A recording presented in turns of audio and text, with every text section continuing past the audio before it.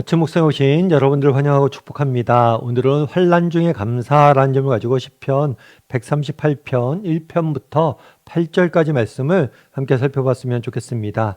1절부터 3절까지 말씀을 같이 한번 읽어보면 좋을 것 같습니다. 내가 전심으로 주께 감사하며 신들 앞에서 주께 찬송하리이다. 내가 주의 성전을 향하여 예배하며 주의 인자하심과 성실하심으로 말미암아 주의 이름에 감사오리니 이는 주께서 주의 말씀을 주의 모든 이름보다 높게 하셨습니다. 내가 간구한 날에 주께서 응답하시고 내 영혼에 힘을 주어 나를 강하게 하셨나이다. 아멘. 우리가 지난주까지 느헤미야서에 대해 살펴봤습니다. 그런데 오늘부터 2주간은 시편 말씀을 함께 좀 묵상하고 또 기도하는 시간들 가졌으면 좋겠습니다. 오늘 우리가 함께 읽은 시편 138편은 다윗이 지은 시입니다. 다윗이 특별히 이 시를 지었는데 이 시의 주제는 뭐냐면 감사예요, 감사. 하나님 앞에 감사하고 하나님을 찬양하자라고 다윗은 이야기합니다. 1절에서 이렇게 이야기하죠. 내가 전심으로 주께 감사하며 신들 앞에서 주께 찬송하리로다 라고 이야기합니다. 하나님께 대한 감사와 찬양으로 노래를 시작하는 모습들을 보게 돼요. 그런데 여기서 주목할 만한 표현이 있습니다. 그것은 뭐냐면 신들 앞에서라는 이야기예요. 자기가 하나님께 감사하고 찬송을 하는데 어디서 찬양을 하냐면 신들 앞에서 찬양한다라고 이야기합니다. 이 신들이라는 것은 뭐냐면 세상 사람들, 하나님을 모르는 사람들, 세상 사람들이 섬기는 가짜 신, 우상을 의미해요. 그러니까 세상 사람들이 섬기는 다양한 신들, 우상들 앞에서 내가 하나님께 감사하고 찬송한다라고 이야기를 하는 거예요. 그래서 세상이 믿는 신들은 다 헛된 신이고 참된 신, 진정한 신은 오직 하나님 한 분밖에 없음을 내가 선포하겠다라고 고백을 하는 거예요. 그런 다음에 2절에서는 이렇게 이야기하죠. 내가 주의 성전을 향하여 예배하며 주의 인자하심과 성실하심으로 말미암아 주의 이름에 감사오리니 라고 이야기를 합니다. 계속해서 감사와 찬양을 하나님께 드려요. 그런데 어디서 이번에는 하나님께 찬양을 드리냐면 주의 성전을 향하여 라고 되어 있습니다. 좀 이상하죠? 어떤 점에서 이상하냐면 향하여 라는 말이에요. 여러분, 우리가 예배는 어디서 드립니까? 예배는 예배당에서 드리죠. 성전에서 우리는 예배합니다. 그런데 성전에서 예배하며 라고 표현하지 않아요. 성전을 향하여 라고 표현합니다.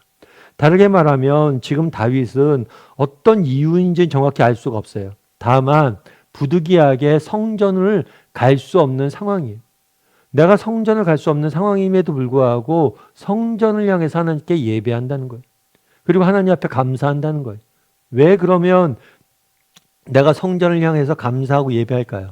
그 이유는 주의 인자하심과 성실하심으로 말미암아 주님의 성품, 하나님이 우리를 향하신 하나님의 사랑과 자비, 그리고 신실하심, 우리를 향해서 성실하게, 충실하게, 꾸준하시게 우리를 돌보시는 한결같으신 그 하나님의 성품으로 인해서 내가 하나님을 감사하고 찬양한다라고 말하는 거예요. 그래서 그날에 다윗은 노래합니다. 무엇을 노래하냐면 우리가 하나님 앞에 감사하자, 우리가 하나님 앞에 찬송하자라고 이야기해요. 특별히 세상의 신들 앞에서 진정한 참된 신은 하나님밖에 없음을 내가 선포하면서 하나님께 감사하고 찬양의 노래를 부른다고 이야기합니다. 뿐만 아니라 내가 주의 성전을 향해서 주의 인자하심과 성실함으로 말미암아 하나님께 감사하자라고 이야기를 하는 거예요. 그래서 우리는 사실은 성경에서 이렇게 감사하라, 하나님 앞에 감사하라, 하나님을 찬양하라 이런 말을 자주 듣게 됩니다. 그래서 시편 저자가 또 감사와 찬양을 노래하는구나 라고 생각하기 쉬워요. 하지만 그게 쉬운 일은 아닙니다. 특별히 오늘 본문에 뭐라고 되어 있어요? 주의 성전을 향하여 라고 되어 있어요. 아마 앞서 얘기했던 것처럼 다윗은 그 이유는 알 수 없지만 예배, 성전에 갈 수 없는 상황이에요. 다르게 말하면 지금 다윗은 어떤 상황이냐면 환난 중에 있는 상황이에요. 여러 가지 고난과 역경과 어려움 속에 있어서 심지어 성전에 나갈 수 없는 형편에 있었던 것 같아요. 그 이유는 알 수 없지만 예를 들면 그런 거겠죠. 우리가 가끔 병에 걸려요. 그리고 정말 심각한 병에 걸리면 어떡합니까? 병원에서 머무를 수밖에 없죠. 주일이라도 예배 처소에 나가지 않고 병원에 머무를 수밖에 없는 형편에 있을 수 있겠죠. 또 다르게 이해하면 뭐 질병을 해서 성전에 못 나가는 경우도 있지만, 예를 들어 적군에 의해서 정말 나를 원수 같은 사람이, 다윗은 그런 경우가 많으니까 원수들이 몰려와서 원수들에 쫓겨서 광야로 도망갔어. 그래서 성전에 나갈 수 없는 형편이. 그런데 그런 형편 중에서도 내가 뭘 하겠다는 거예요? 성전을 향해서 뭐라는 거예요? 하나님을 예배하고 하나님께 감사하겠다. 정말 내가 모든 걸 다 잃었습니다. 그럼에도 불구하고 내가 하나님을 향해서 감사하고 찬양하고 뿐만 아니라 세상의 신들 앞에서 내가 비록 많은 것들 잃어버리고 내가 많은 것을 놓쳤지만 여전히 신들 앞에서, 세상 사람들 앞에서 당당하게 정말 하나님만이 참된 신이고 내가 그분에게 감사하고 그분을 찬양하고 그분의 이름을 높이겠다라고 이야기하는 것. 사실 그래서 이것은 쉬운 일이 아니에요. 우리가 성경에 자주 감사하라 찬양하라 이런 이야기를 듣는다고 해서 또 다윗이 찬양하고 감사하는구나 라고 생각하기 쉬운데 그렇지가 않아요.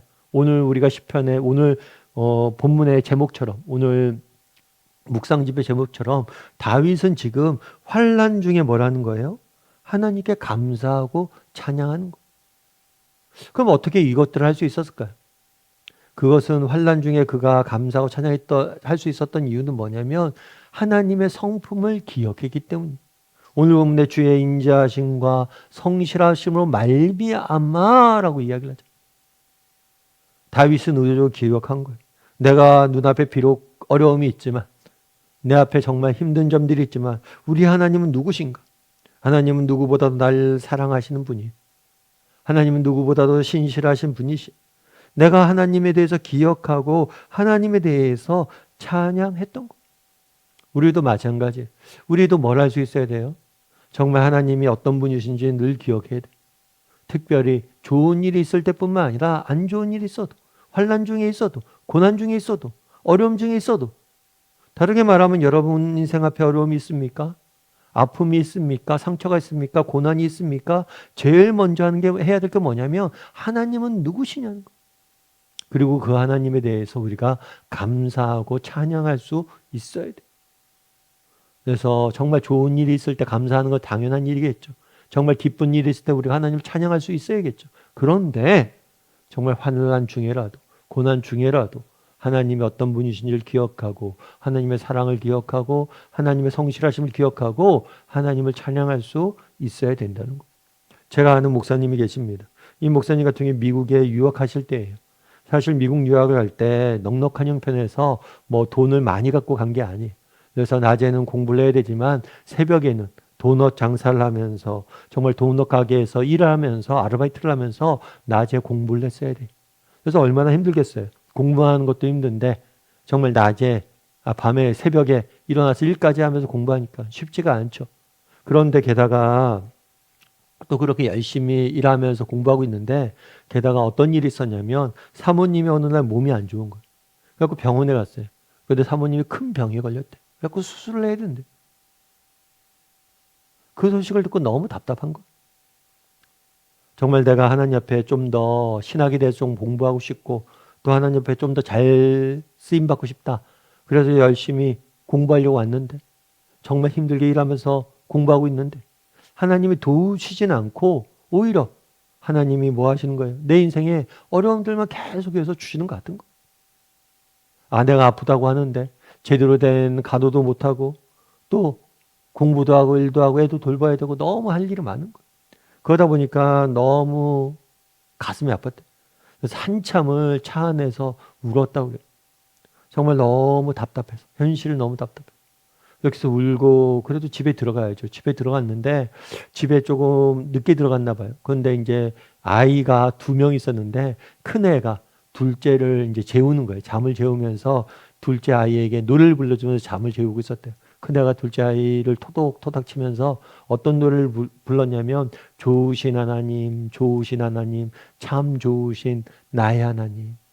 그 노래를 부르면서 아이를 재우고 있었대요. 그래서 그 큰 아이의 찬양을 딱 듣는데 그때 그 생각들이 들었대. 그래, 내가 비록 지금 힘들고 어렵지만 우리 하나님 좋으신 분인데, 좋으신 분인데, 좋으신 아버지 되시는데, 아, 내가 그걸 잊고 있었구나. 내가 그것들을 잊고 넋놓아 울고 있었구나. 그래서 아이의 찬양을 들으면서 정말 좋으신 하나님에 대해서 다시 한번 생각하게 됐다라고 말씀을 하더라고요. 그 목사님 유학 마치고 국내에 들어와서 정말 부산에서 얼마나 사역을 잘하는지 몰라요. 여러분, 우리도 마찬가지. 정말 우리가 인생에 어려움이 있습니다. 그날 다윗이 그랬잖아요. 인생에 어려움이 있습니다. 환난이 있습니다. 그럼에도 불구하고 하나님이 어떤 분이신지를 기억하고 그분에게 먼저 찬양하고 감사하고 있는 거예요. 우리도 다윗처럼 그렇게 할 수 있었으면 좋겠어요. 정말 우리가 힘들고 어려운 날들이 있을 수 있습니다. 그럴 때라도 하나님이 어떤 분이신지 기억하고 하나님 앞에 감사하고 찬양할 수 있는 사람이 되었으면 좋겠어요. 그랬을 때 정말 그 감사와 찬양의 힘으로 정말 어려움들 이겨내고 마침내 승리할 수 있음을 믿습니다. 그런 믿음을 가지고 날마다 하나님께 감사와 찬양할 줄 아는 어려운 형편 중에도 감사하고 찬양할 줄 아는 저나 여러분이 되기를 주님의 이름으로 소원합니다. 우리 함께 기도했으면 좋겠습니다. 기도하실 때 오늘 말씀 기억하면서 기도했으면 좋겠습니다. 정말 오늘 말씀에 찬양이 다윗이 뭐라고 합니까?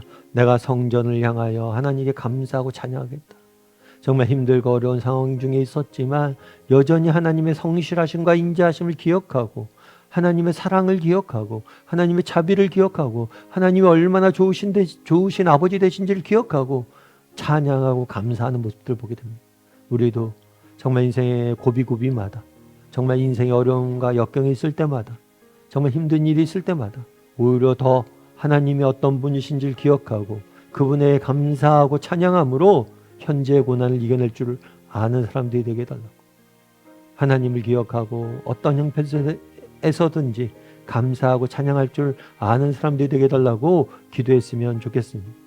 특별히 이번 한 주간 또 오늘 하루 살아가야 되는데 오늘 하루는 특별히 내 안에 감사와 찬양이 좀 더 넘치게 해달라고 이 시간 목소리로 오늘 말씀 기억하면서 기도하도록 하겠습니다. 기도하시겠습니다.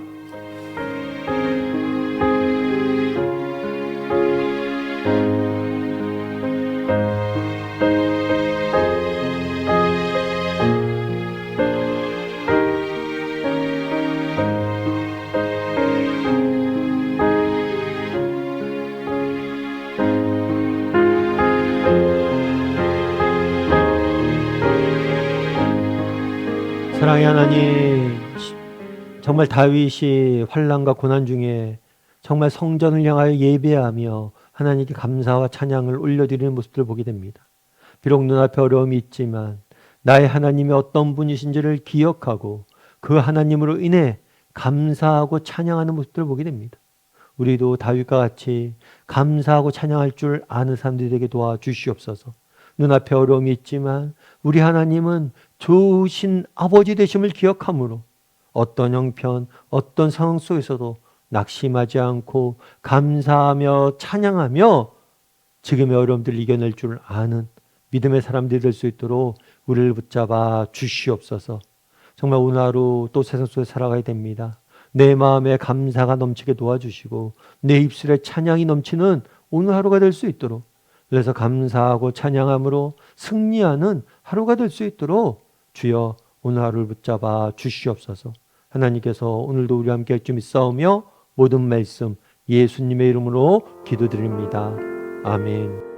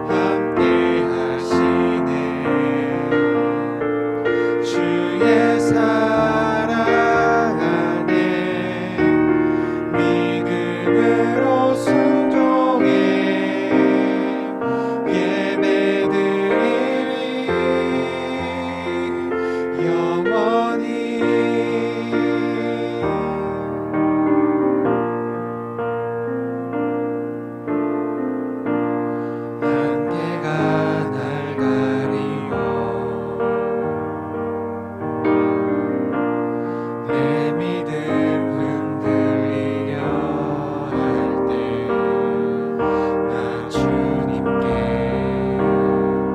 나아가네. 주님은 산 같아서 여전히 그 자리에 계셔.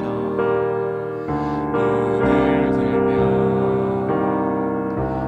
보이리라 날 위한 그 사랑. 주는 나의 도움이시며 주의 계획 영원하시네. 주의 위엄 앞에 믿음으로